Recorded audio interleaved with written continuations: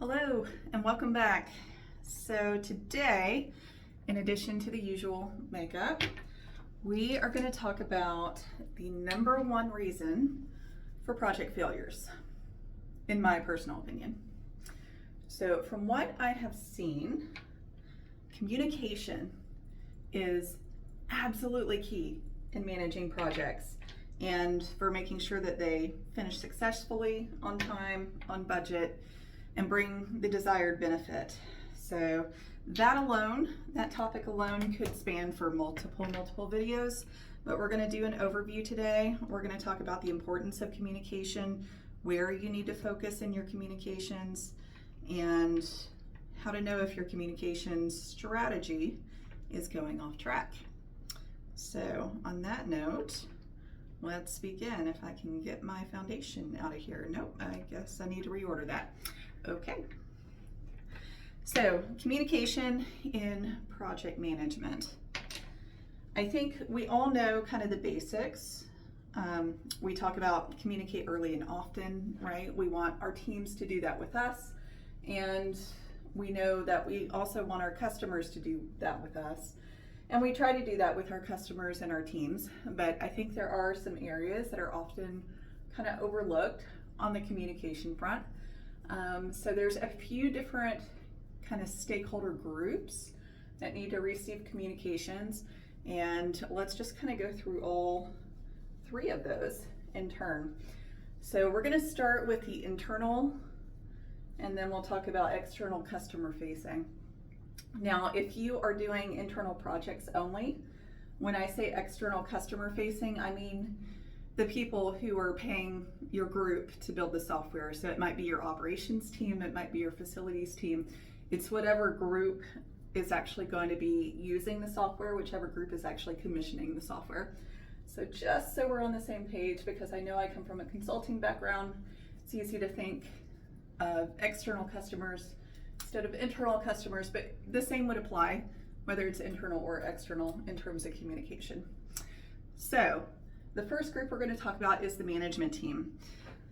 So this would be the group that is overseeing your project, your executive sponsors. If you're dealing with consulting versus internal projects, the focus is going to be a little bit different for those teams. So for customer projects, you're looking for customer satisfaction, obviously. You're looking for, is this project on time and on budget, because that goes directly to your profit margins. If you're talking about internal projects, they're looking more for the benefits. So almost more of a customer-facing communication strategy there. But in those instances, you also want to make sure things are on time and on budget, and whichever group that you're building for is satisfied. So some of the same metrics would apply, and some would kind of cross over between the two groups, but we're going to cover all of them, so we should be fine on that front. So in terms of your internal management team, first and foremost, you need to make sure you are communicating status on a regular basis. So I think that goes without saying. Everybody knows status reports are beneficial. Most companies make them a part of their standard reporting process. Nobody loves doing them, but they are part of most companies' processes. So I don't think that comes as any surprise to anyone when I say that status reports are beneficial. It gives your management team kind of a snapshot glance into the project. They can see if you're red or going red in any area, and they can step in and help kind of get things back on track if there's something you need, if you're blocked in an area that needs management support, like expenses or resourcing or something of that nature. So status reports are number one, but you don't have to wait for a status report to go out. If you know on a Tuesday that your project is going sideways and you need management support, you need help in this specific area, that your resources are getting pulled for other projects and you're starting to go off track, tell them on Tuesday. Don't wait for Friday. Timely communication, again, that early and often kind of mantra that we put out there for our development team and our customer team, that applies to us too as project managers. So we need to make sure that we're communicating to stakeholders and managers early and often, just like we ask everybody else to. So that pretty well covers the internal stakeholders. I mean, we could get into specific metrics that need to be tracked. And if you want to hear something about that, let me know down in the comments. I'll schedule a video where we talk about metrics and try to have some on hand that we can discuss. But I think a general project status report is good in most situations. You can find templates for those online. That's a quick and easy Google search because everybody does them. All right, next, let's talk about developers and your project team. So not just developers, obviously testers, business analysts, process consultants, the whole gambit, but we're focusing on the project team now. So we ask them to communicate with us when they're blocked on something. And again, it goes back to that early and often moniker, right? So we ask that of them, but we also need to make sure we're communicating with our project team. So we need to let them know if something is going sideways with the customer.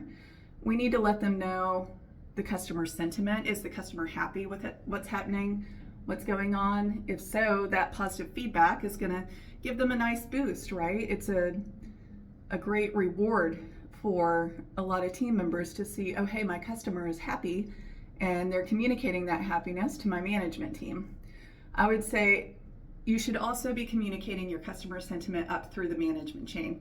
So that goes back to the previous status report that we just talked about. I highly recommend including customer sentiment on that. And if the customer is giving kudos to specific team members, you want to make sure those are being recognized.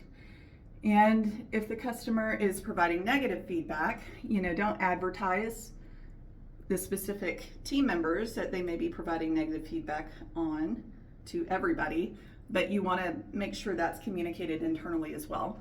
Not to the whole team, but to that person's manager and that individual. Give them a chance to remedy it, talk through solutions.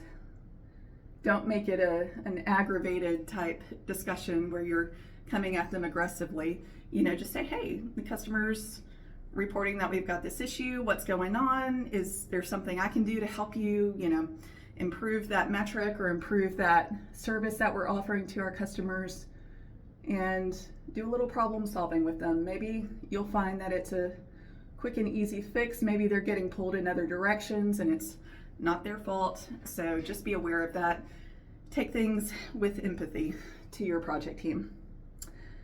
And then also, you need to really clearly communicate your expectations to your project team. And this is something that I see a lot of project managers miss. So maybe you communicate the schedule. Maybe you say, hey, we've got this sprint going on. The sprint's going to go for 2 weeks. And these are the stories that are included in that sprint. And you just expect your team to understand everything that's expected of them.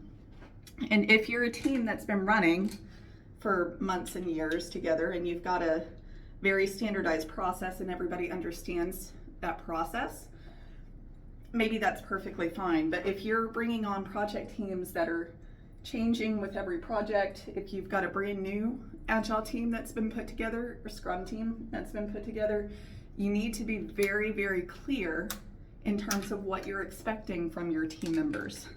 If you expect them to complete unit tests prior to handing it off to QA, if you're expecting code reviews prior to the handoff to QA or after the handoff to QA or wherever in your process you do those things, make sure they understand exactly what you're expecting from them.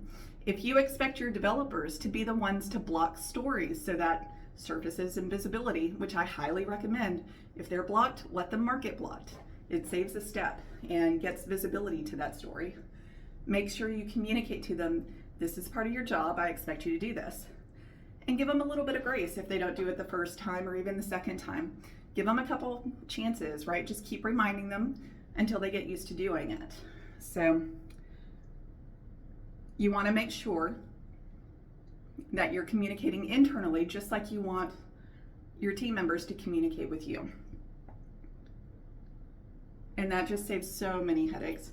I see so many headaches in projects because the PMs don't make it clear to the developers exactly what they're expecting of them.